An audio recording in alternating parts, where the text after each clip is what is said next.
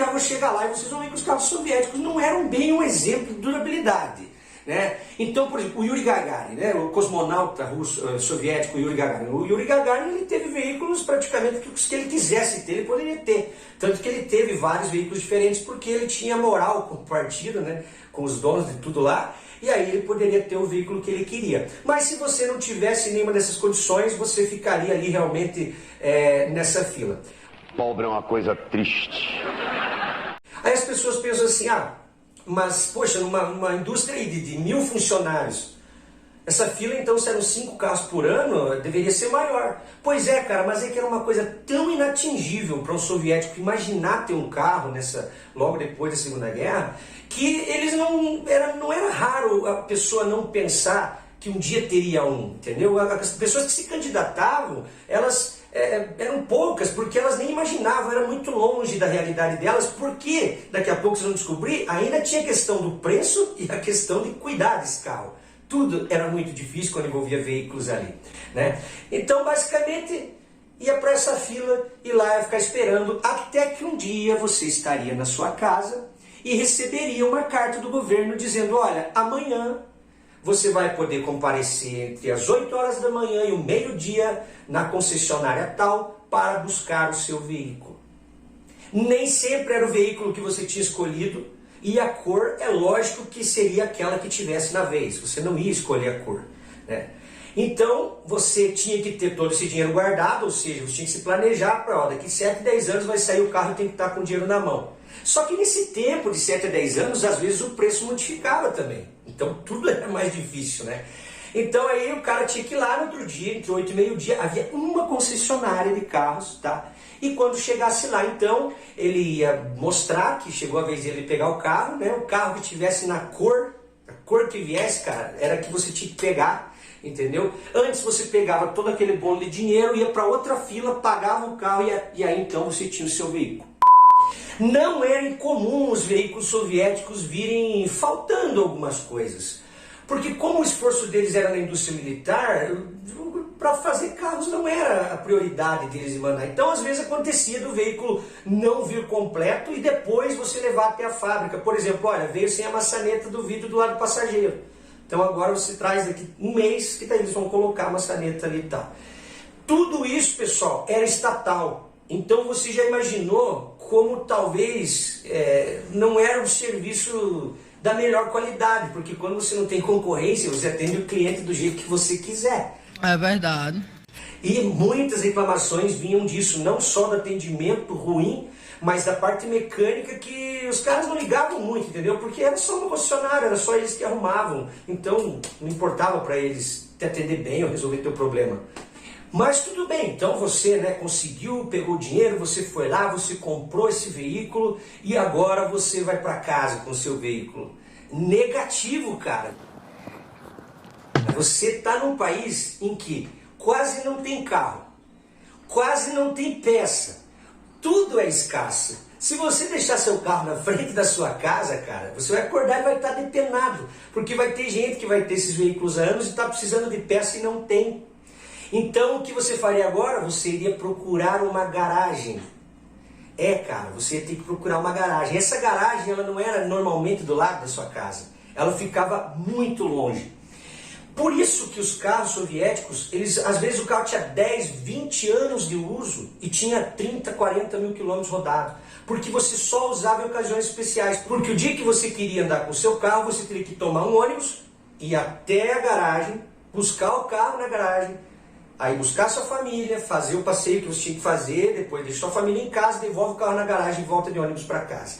Então não havia esse costume, era inimaginável você pegar um carro para ir trabalhar todo dia, isso era raríssimo, né? Além disso, existia um problema de que como a questão de poluição era muito forte ali, você nem podia deixar o carro na rua porque havia muita chuva ácida e a pintura dos carros soviéticos não era lá aquelas coisas. Claro, depois de um tempo elas vão melhorar e inclusive tem carros soviéticos que são bem bacanas, mas estamos falando ali mais do início, né? Aí você tinha que deixar na garagem justamente para que a chuva ácida não corroesse a pintura do seu carro, né? Além disso, que durante o inverno soviético, né, as coisas lá eram muito diferentes, não era um frio pequeno, era muito frio. né? Então, como as ruas elas ficavam todas cheias de gelo, eles jogavam sal para que esse gelo derretesse. E o sal, cara, ele vai corroendo toda a lataria. Então, durante o inverno, a maioria dos soviéticos que tinham veículos não utilizavam os carros.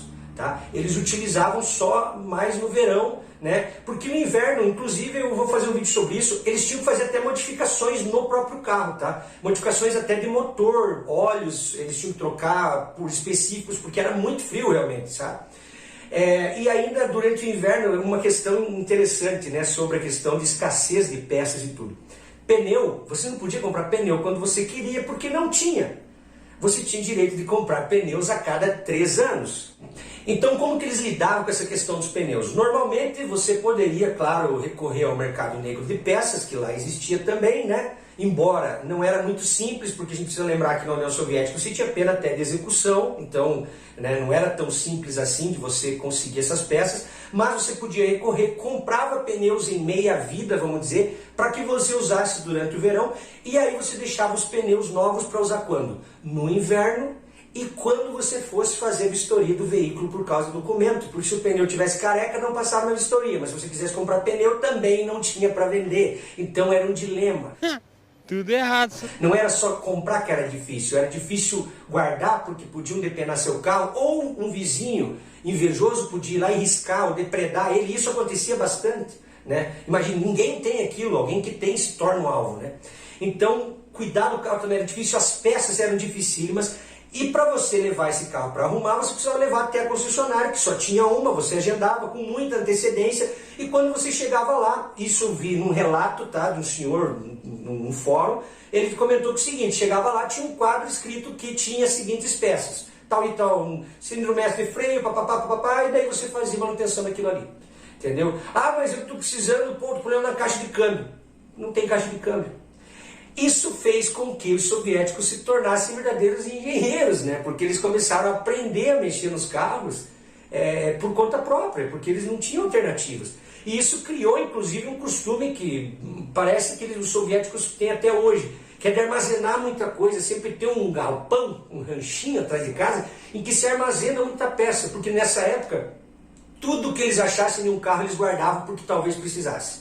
Um tambor de freio, uma pastilha, qualquer coisa eles guardavam porque talvez, mesmo que tivesse estragado já, mas talvez servisse para fazer uma gambiarra em alguma coisa. Ou o costume de estar na concessionária e comprar peça que ele não vai usar, entendeu? Tipo, eu vim aqui só trocar o óleo, mas se tem cilindro mestre de freio aí sobrando, me venda uns 2 que eu já vou deixar lá em casa. Pô, o teu carro não tá com problema de freio, não tem problema, uma hora vai dar problema de eu ter a peça, porque eu sei que chegar aqui amanhã pode ser que não tenha, né? Então é uma coisa assim muito difícil para eles, cara, ter o carro, armazenar o carro, cuidar do carro, cuidar da questão de não ser roubado, etc, etc. E aí você deve estar se perguntando, tá, mas e se eu quisesse comprar um carro seminovo?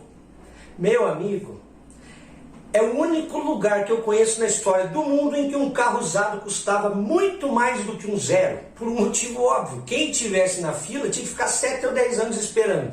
Então quem tinha um usado para vender na hora era 30% em média de ágio, vamos dizer assim, que era cobrado. Então um carro usado na União Soviética ele custava em média 30% a mais do que um carro novo, né? E esse mercado de seminovos ele não era tão livre assim. A gente precisa lembrar que a União Soviética trabalhava na questão ideológica de que você não poderia, o mercado não era livre, você não podia querer ganhar um monte de dinheiro.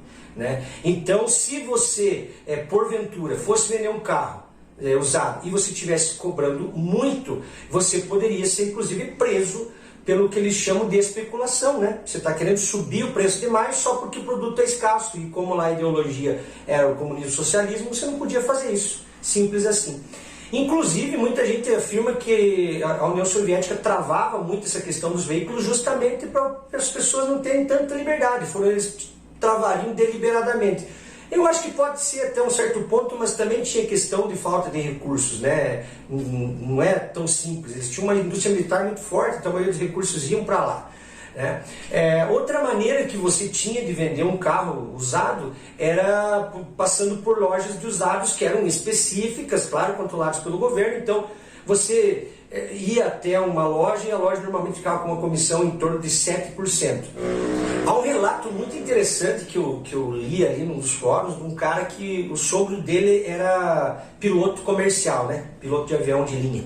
E claro que esses caras estavam no topo da fila, né? Eles conseguiam um carro muito rápido. E ele comprou um carro ali, não precisou ficar na fila, e 2 anos depois ele quis trocar de carro. Porque ele tinha condições, ele ganhava bem e ele não ficava tanto na fila. Ele foi chamado até o escritório do Partido Comunista, que botou uma pressão ideológica nele, dizendo que ele não podia trocar de carro tão rápido, porque os carros soviéticos eram muito bons e duravam muito. Que trocar um carro e depois de 2 anos era bobagem. Mas na verdade tudo isso vinha na questão de especulação, né? Se vocês imaginarem, imaginou? Toda pessoa fica 10 anos para conseguir um carro. Aí se você for um cara lá do alto escalão militar e pode trocar de carro a cada 2 anos, o que você faz? Você vai ficar puro de rico, né, cara? Porque cada 2 anos tu pega um carro e vai fazendo dinheiro, vai transferindo para alguém. Embora, em se tratando desse tipo de situação, nem mesmo o alto escalão militar tinha muita coragem de fazer, porque se você fizesse alguma operação e envolvesse muito dinheiro em muito pouco tempo, a KGB batia na tua casa. Pode ter certeza que ela ia bater. E quanto àquelas pessoas como os aposentados e etc, e algumas profissões específicas que não podiam ter acesso a um carro, como que elas faziam? Bem, havia uma questão de que alguns carros americanos começaram a ir para lá por causa da parte alemã oriental, alguns veículos da Mercedes que tinham entrado na Alemanha Oriental, etc. Eles foram parar na União Soviética. Além disso, haviam carros de corpo consular de outros países, os próprios militares de alto escalão gostavam de carros ocidentais, como Mercedes-Benz, etc. Então eles levavam para lá e depois um dia esses carros acabavam estragando, ou virando ferro velho, ou se acidentavam. Quando esses carros, Volvos, Mercedes, enfim, essas marcas aí, quando esses carros estavam acidentados e iam para o ferro velho, essas pessoas que não tinham direito a comprar carro, normalmente elas iam até lá e compravam alguma dessas sucatas chiques, né, como eles chamam ali, sucatas com documento. E aí elas levavam para casa e davam um jeito de consertar. E às vezes, depois que elas compravam, um pouco mais barato, claro, elas viam que o custo para reparar ia ficar muito maior do que se tivessem comprado um carro até mesmo usado, né, que era mais caro do que novo. Porque você não tinha peça, etc.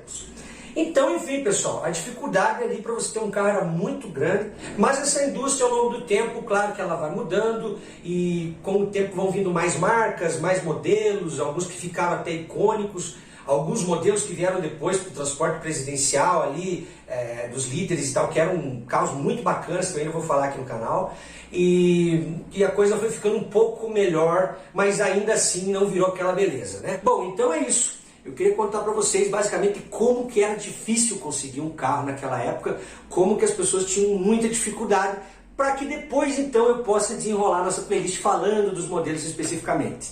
Beleza? Deixa o like, se inscreve aí, até a próxima.